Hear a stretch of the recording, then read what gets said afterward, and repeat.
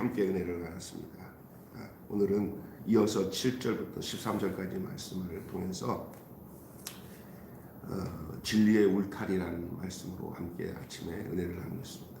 이 요한 2서는 그 당시에 거짓 교사들로 인해서 미혹을 받아 성도들 중에 바른 진리 가운데 거하지 않고 이렇게 악한 일에 참여하는 사람들이 있었어요.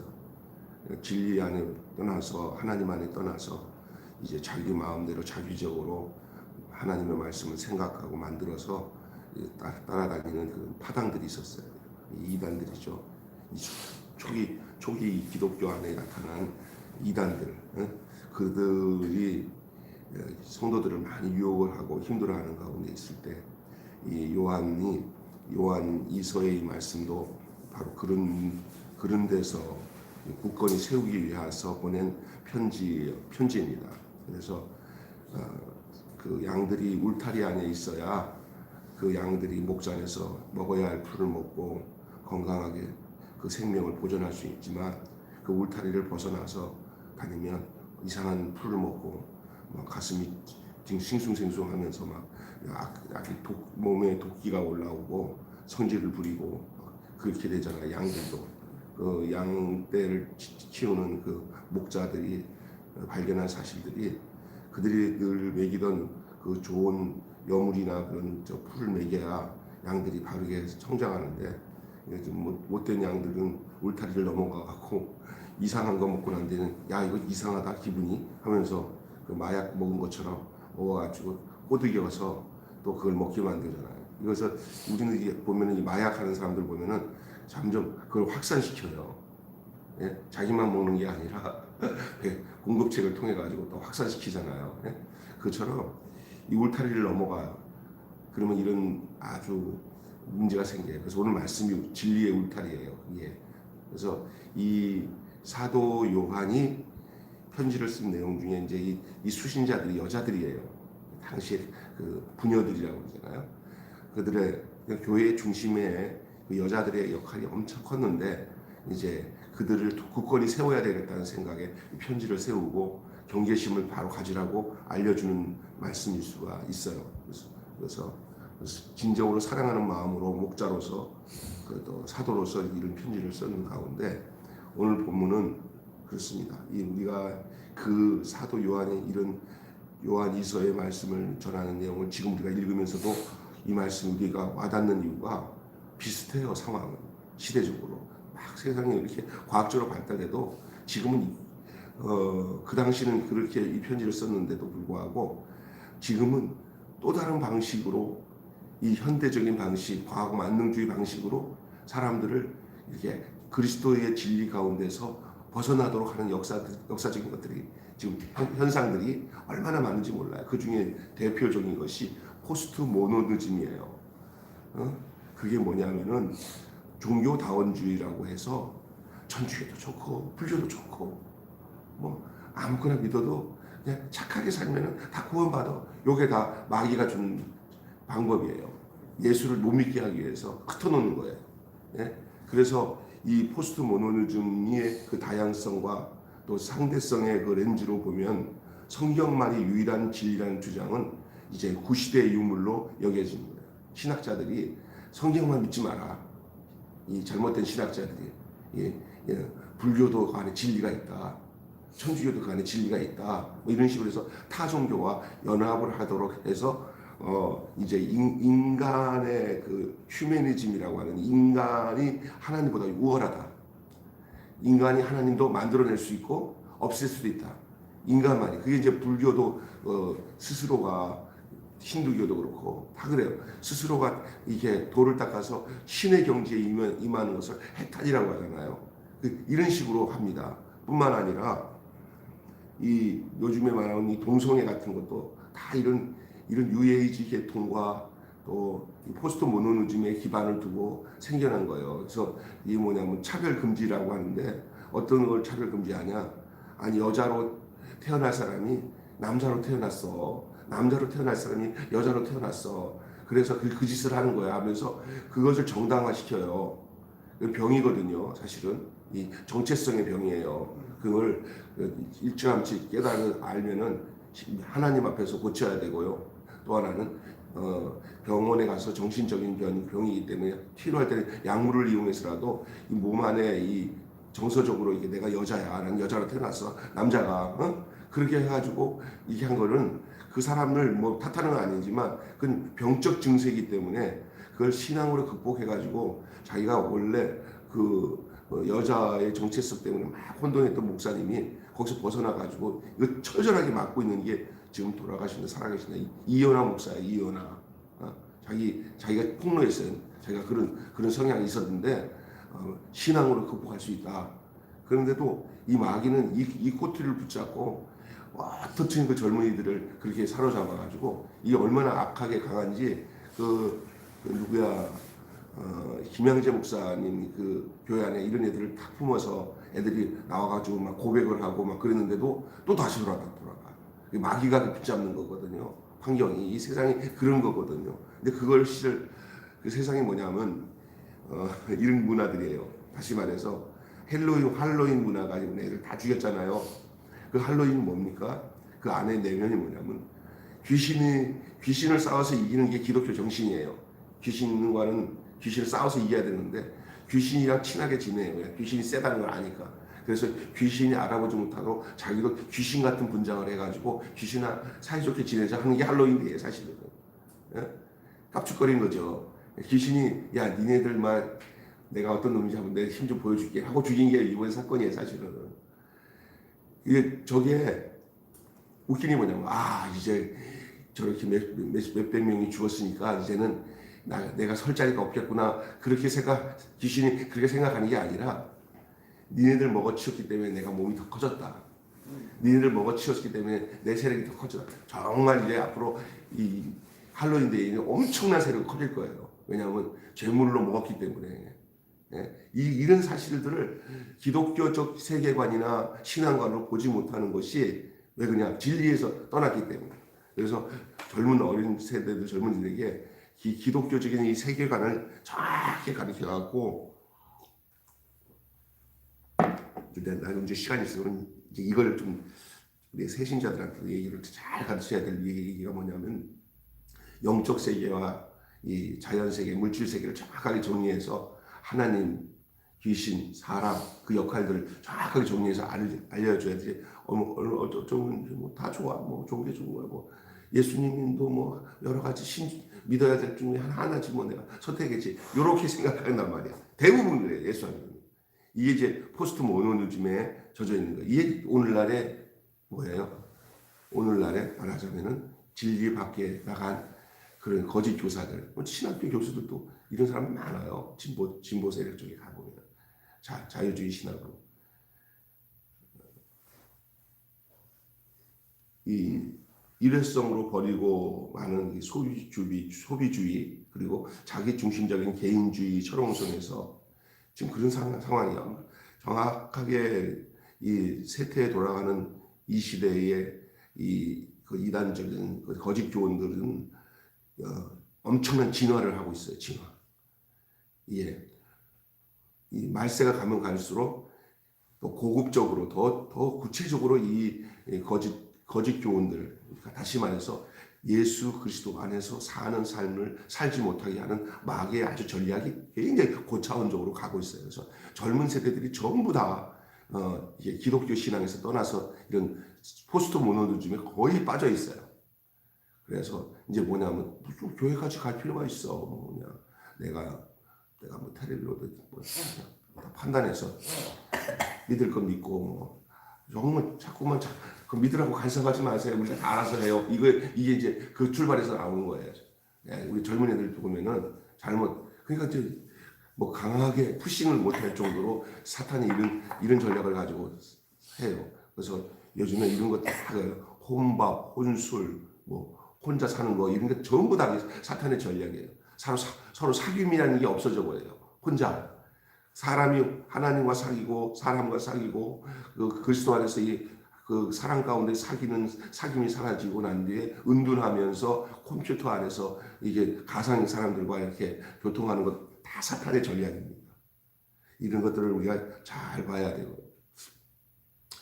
그래서 이런 철옹성 같은 상황에서 이 속사람의 마음을 조명하려면 우리가 어찌 해야 될 것인가라는 사실을 오늘 본문을 통해서 우리가 기억하면서 범람하는 이 미혹의 소식 가운데 진리로 분별하기 위해서는 어떤 것이 필요한지를 오늘 짧은 이 서신서 이 후반부에 함께 중요하게 몇 가지만 나누겠습니다. 그것은 진리와 미혹의 경계에 있다는 걸 알아야 돼요. 우리가 지금 진리 가운데 살지만 또한 미혹의 가운데서 놓여 있어요. 우리의 위치에 경계에 무엇을 선택할 것인가는 너무나 중요해요. 살아가는 동안에 정말 하나님이 나를 붙잡고 내가 하나님을 붙잡아서 이 경계의 선에서 벗어나서 주님 품 안에서 산다는 게 얼마나 감사한지 정말 중요한 거예요. 조금 전에 우리 장군사님이 나랑 단둘이 있으면서 며칠 전에 자기 안에서 막 그냥 그 마음의 안에 이상하게 역사해가지고 너무나 힘들고 막 하다가 이게 체험이구나 하고 이 아주 자기 안에서 홍역을 치른 거죠.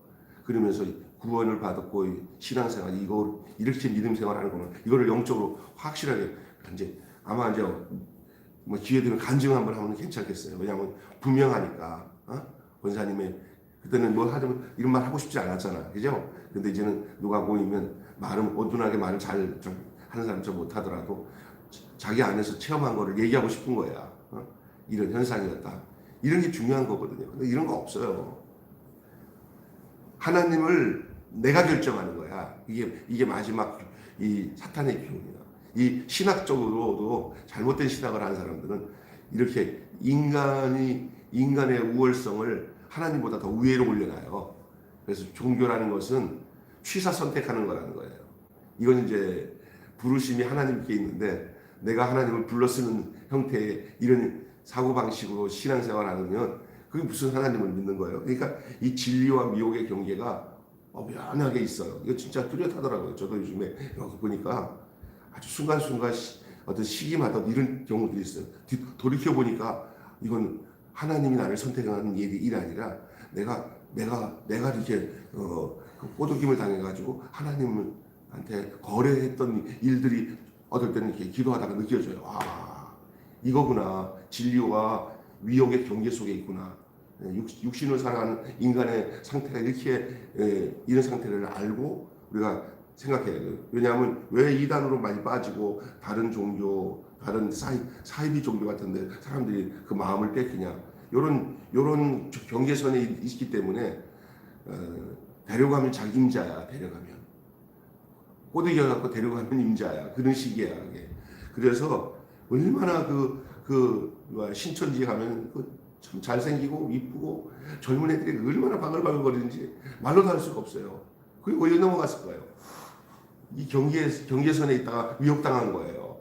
그래가지고 저번에 이 하곡역 저 까치산서부터 우장산역까지 젊은 애들이 줄 쫙 서고 전도를 하는데 이게 알고 보니까 신천지 애들이야. 저런 애들이 어디서 나오냐. 이게 기존 교회는 젊은 애들 등등 있는데 이단에 빠진 애들은 그렇게 많아요. 신기할 정도로 많아요. 이쪽에 은행 가는데도 젊은 여자들 많이 나와요. 네, 애들이 하얗게 단복 입고 젊은 애들이 아주 진짜 거의 연예인 같은 애들이 그 젊은 애들이 그게 신천지 전도한다고 그러면 막 믿지 않는 사람들은 여기가 뭐가 있는가 보다 이러잖아요. 이게 진짜 이거를 알아야 돼. 이게 뭐야? 예수 그리스도 안에 있는 그 참된 진리를 모르면 이런 현상이 나타나는 거예요. 이게 미혹하는 영이 그때만 있는 게 아니에요. 지금도 있어요. 예. 다른 종교에 없는 기독교만이 가진 핵심 진리가 뭔지 아십니까? 그 하나가 하나님이신 예수께서 인간의 역사 속에 인간의 몸을 입고 성육신 했다는 거예요. 이게 진짜 중요한 거예요. 성육신 했다는 거. 오늘 본문에 나와요. 그것을 오늘 본문은 뭐라고 하냐면 예수 그리스도가 육체로 오신 것을 부인하는 자는 적그리스도라고 했어요. 그게 적그리스도예요. 저번에 제가 예수님이 육신을 인간의 몸을 입고 오신 것은 이게 인간으로 역사 속에서 인간의 몸을 입고 성육신했다는 것은 피조물인 사람을 구원하기 위해 또 그들을 사랑하기 위해서 또 하나 되게 하기 위해 하나님이 사람들 가운데 진짜 사람이 돼서 오신 것을 이건 다른 종교는 없어요. 이거 진짜 기가 막힌 일이거든요. 이거를 이것을 있잖아요. 부인하게 되면요. 그때부터 뭐가 생기냐면 진리를 받아들일 수 없는 출입구, 받아들일 수 있냐 못 받아들이냐의 출입구는 하나님이 완전한 인간이 되셔서 이 땅에 우리를 위해서 구원하기 위해서 이 땅에 육신의 몸으로 몸을 입고 왔다는 사실에 대한 믿음이 있냐 없냐에 따라서 그가 진리 가운데 들어갈 수 있냐 안 들어갈 수 있냐의 출입구가 될 수도 있어요. 진짜요. 이거 별거 아니고 내가 믿으면 되지 뭐 이게 뭐야 그러지만 그것은 믿어야 할 첫 번째 내용이에요. 하나님이 사람이 되셨다. 예수님이 이 땅에 오신 것은 예수님이 사람이 되셔서 오신 것은 사람이 되셔야만이 우리를 구원할 수 있어요. 하나님이 다른 방편으로도 이렇게 구약에서 이렇게 구원을 이루는 구속의 그런 사건들을 통해서 표시는 했지만 그렇게 구원을 완전히 이룰 것에 대한 하나의 그 예표나 그림자로 얘기한 거지 실제 그것이 이루어질 수가 없어서 대신 양을 잡아야 되고 소를 잡아야 되고 그런 형태로 해서 앞으로 이제 우리의 모든 죄를 해결하실 예수 그리스도이신 그 메시아가 올 거라는 것을 그냥 알려주기는 일만 했지 실제적인 구원의 확실한 구원의 그 역사는 바로 이거거든요. 하나님이 오신 거예요. 이래도 안 되고 저래도 말도 안 들으니까 자기 상속자인 아들을 보냈다고 예수님이 비유적으로 말씀하셨잖아요. 이 사실을 알아야 돼요. 이거 성육신 하셨다는 거예요. 오늘날도 이거를 예수님이 성육신 하신 것을 믿지 않는 사람들 많고요. 이걸 하나의 학설이나 교리로만 믿고 실제적으로 자기 안에서 이거를 별로 개의치 않고 신앙생활하는 사람들 엄청 많습니다. 그러니까 신앙이 이상하게 그리고 확신이 없는 믿음으로 가게 되는 거죠. 이 성육신하는 거, 이거 정말 중요한 거예요. 그래서 사람이 되신 그 하나님의 사랑, 그 사랑이신 하나님의 유일하고 완전한 선택이 계획이 바로 사랑의 선물인 예수님, 사랑의 실체인 예수님, 그 말씀이신 하나님, 육신을 입고 오신 그 하나님인 자기 아들을 내어주신 거, 이거가 하나님의 가장 확실한 사랑의 선택이었어요. 이거 외에는 구원을 이룰 수 있는 일이 없음을 하나님 자신이 알고 또한 그 사실을 알게 된 그 하나님이 육신의 몸을 입게끔 해서 당신의 아들 예수를 보내신 거 아닙니까? 아들 예수로 구세주로. 이것을 초기 기독교에서는 예수님이 육신으로 오신 것을 믿지 못하는 것을 가연설이라는 거예요. 예수님이 오신 것은 그냥 영으로만 오신 거고 이건 그냥 지어낸 이야기다. 그리고 그런 식으로 해서 이게 영지주의라고 하는 노스틱주의. 지금도 예수님이 하나님이라고 믿지 않는 것이 바로 여호와 증인이잖아요. 예수님은 피조물이다. 완전한 피조물이다. 예수의 신성을 강조 안 해요. 거기는. 저기 또 대구에 있는 어떤 교회도 예수가 완전한 사람이지 그 피조물 중에 우리가 똑같은 거지 뭐 아니다. 그럼 예수님이 뭐 사람이기만 하고 신성이 없다고 그러면 남자의 피를 받았다는 거 아니에요. 그런 식으로 되면 그거 어떻게 해석할 거예요? 그냥 또 다른 걸로 둘러치잖아요. 근데 이게 아니에요. 오늘 진짜 중요한 것은 삼위일체에 대한 얘기가 나와요. 이 요한 1서도 나왔던 내용이지만 사귐의 그 원료를 제대로 알려면은 진정한 사귐의 자리로 가려고 하면은 아버지와 아들과 그 성령 사이에서 나타나는 친교를 알아야 돼요. 친교. 이 아버지와 아들을 곁에 모시는 것보다 영광스러운 부르심이 있을까요? 존재의 전부를 내어주고 전부를 받아내는 또 극진한 서로의 사랑이 쉴 수 없이 피어나는 삼위 하나님의 이 친교에 동참하는 부르심이 바로 그겁니다. 하나님은 그 사랑 가운데 예수를 보내시고 예수님은 하나님 앞에서 그 사랑으로 부르심을 받아 순종함으로 이 땅에 오셨어요. 그리고 아버지가 보내신 그 목적에 따라 그는 어린 양으로 십자가에서 화목제물로 죽는 사랑을 그 자신이 희생함으로 드러내셨어요. 순종함으로. 하나님은 보내시고 예수님은 순종해서 보내심을 받았고 근데 그 놀라운 사실을 두 분만으로 끝난 게 아니라 우리 안에서 그것이 사랑 가운데서 확실하게 우리 안에서 깨달아질 뿐만 아니라 그 인생으로 살게끔 보내신 또 하나의 삼위 하나님이 성령님이잖아요. 이 세 분의 그 역할적인 사귐에 우리를 초대한 거예요. 너희도 같이 살자. 왜? 너희들이 예수의 피를 받았으니 그 생명을 받았으니 그래서 요한 1서에 보니까 물 생명이에요. 피 생명이에요. 또 성령 생명의 영이에요. 성령이 증거해서 물과 피로 임하신 예수를 알게 된 게 그것이 성육신의 비밀이란 말이에요. 성육신의 비밀. 이 사귐, 진정한 사귐의 자리로 우리를 초대했어요. 그래서 하나님이 이 말 하시면 또 듣고, 또 예수님이 이 말 하시면 또 듣고, 성령님이 이 말 하시면 또 들으면서 자기도 한마디 하면 그렇다 하고 하나님도 맞장구 쳐주시고 성령님도 맞장구 쳐주시고, 우리 성서 유니온에서 이렇게 PP책 나오는 거 보면은 이렇게 나와 있잖아요. 하나님은 어떤 분인가? 예수님은 어떤 분인가? 성령님은 어떤 분인가? 예? 이 진짜 중요한 거예요. 이 세 분이 하나잖아요. 예? 근데 그 안에 사귐 속에 우리를 초대하셨어요. 어떤 사람이 초대를 받느냐? 예수의 생명이 있는 자.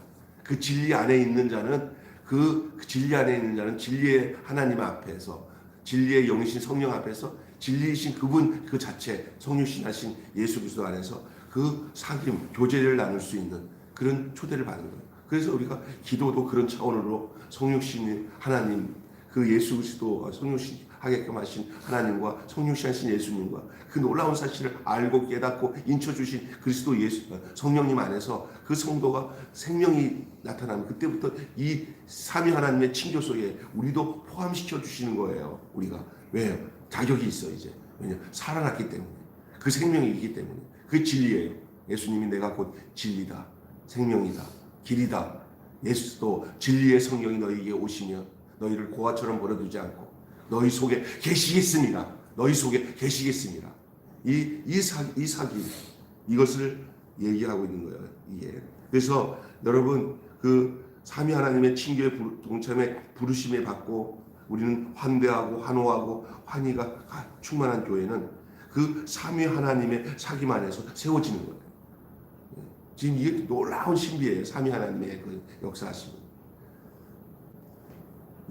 그 다음에 마지막으로는 공의의 사랑의 길을 따라서 우리를 그 울타리 안에 놓이게 했어요. 사랑이라는 포장지로 쌌다고 해서 다 사랑은 아닙니다. 시대를 통찰한 탁월한 교훈들이 때로는 유익하긴 하지만은, 그러나 우리가 신학을 공부하고 또 여러 가지 학설을 가지고 하는 사람들 얘기 들어보면 재밌어요, 진짜. 그런데 어떨 때 보면 공허해요. 아는 거는 많은데 뭔가 혼의 즐거움과 지식을 배우는 그 즐거움들을 성경 가지고 이렇게 쪼개고 하는데 다 하는데 막 어떨 때는 그게 성령이 역사하셔서 진짜 온 것일 때는 그 지식까지도 그 성령이 하나님의 그 진리 가운데서 포함되면서 더 알차고 복된 그런 느낌을 하나님이 주셔서 하나님 정말 신묘막측하네요. 하나님의 은혜가 이렇게 하면서 더 믿음이 강화되는데, 어떤 것은 아주 많은 화려하고 그럴듯한데 생명이 없어. 공허해. 예? 이 공허하단 말이에요. 그게 그렇다는 거예요. 유익은 해요. 시대를 통찰하는 탁월한 교훈들이 때로는 유익은 하지만은 본질에서는 공허합니다. 진리를 벗어난 사랑은 도리어 죄가 됩니다. 진리에서 벗어난 사랑은 도리어 죄가 됩니다. 그래서 진리와 교훈을 따라 행하는 사랑의 길이 교회가 따라갈 방향인 줄로 믿습니다. 오늘 이 요한 2서의 내용이 바로 그러한 내용인데, 한마디로 우리가 이 한 해를 내딛으면서 거짓의 마음에 끌렸던 경험과 분별하지 못했던 이유를 우리 스스로가 잘 성찰하고 진리의 경계를 보수하는 영역을 돌아보고 사랑의 손을 펼쳐야 하는 얼굴들을 품어보는 귀한 아침이 되기를 바랍니다. 뱀처럼 지혜롭고 비둘기처럼 순결하게 진리로 뿌리를 내리고 자기 비움을 통한 사랑을 해야 할 이런 시절이 아닌가 싶습니다. 더더욱이 요즘 같은 시선은 더 어렵습니다. 너무 큰 일을 하려고 하는 건 도리어 인간의 어떤 힘이 들어가는 것이기 때문에 좋지 않고, 내가 어떤 상황이든 주님 곁 안에 주님 안에서 그 진리 가운데 사는 것이 가장 행복하고 사랑받을 일이라는 사실을 알아야 돼요. 나는 큰 일도 못하고 이게 다 늙어서 못하. 아니에요. 진리 안에 거하는 것보다 더 기쁜 게 없어요. 진리 안에 거하는 것은 많은 일을 하는 게 아니에요. 그 예수님이 나를 위해서 하신 그 놀라운 사실 안에 내가 은혜를 누리고 거기에 멈춰 있어야 돼요. 거기 거하면은 되는 거예요. 그래서 그래도 기쁜 거예요. 근데 많은 사람들이 이런 게 있어요. 아유, 주님 뜻대로 내가 한 것도 없이 뭐, 아유, 미안했어. 뭐, 이런 생각하지. 할 필요 없어요. 일단 내가 예수 그리스도의 그 생명 주신 진리 안에 거하는 것, 그것이 주님이 또 요한도 그랬어요. 내가 사랑하는 자, 내가 기뻐하는 자, 너희가 진리 안에 거한다고 하니 내가 이것보다 더 기쁨이 없다 그랬어요. 다른 거 하려고 할 때 진리를 벗어날 수가 있어요. 예수 안에 거하는 자에게는 너무 뭐 인간적인 야욕이나 막 욕망이나 이런 데 말려들지 않는 것이 예수 안에 거하는 방법일 수 있다는 그런 사실도 우리는 기억해야 될 줄로 믿습니다. 어떻게 하면 예수 안에, 어떻게 하면 이 진리 안에, 이 구원의 은혜 안에 내가 머물까? 거기에 초점만 둬도 우리는 인생 살기가 버거워요. 근데 다른 거 다 너무 지나치게 내가 뭔가 많이 해야지 하면은 그것이 덧나는 경우가 더 많아. 그러니까 꼭 하나님 기뻐하신 일 내 안에서 주님이 하라면 알아서 주님이 나를 이끄셔요. 그때까지는 그냥 주님께 집중하고 주님 은혜 안에 거하면서 주님이 야 이거는 할 수 있겠는데 해볼래 하면 자기도 부담이 없어. 그럼 하나님이 우리보다 더 잘해서 우리가 넘어가면은 더 지나쳐 넘어가면은 더 어려운 것을 더 아는데 우리가 욕심부려서 하는 일이 많아요. 근데 우리 집사님 한 분이 막 들떠가지고 뭘 하려고 그래서 하지 말라고. 예. 뭐 왜 하려고 그러니까.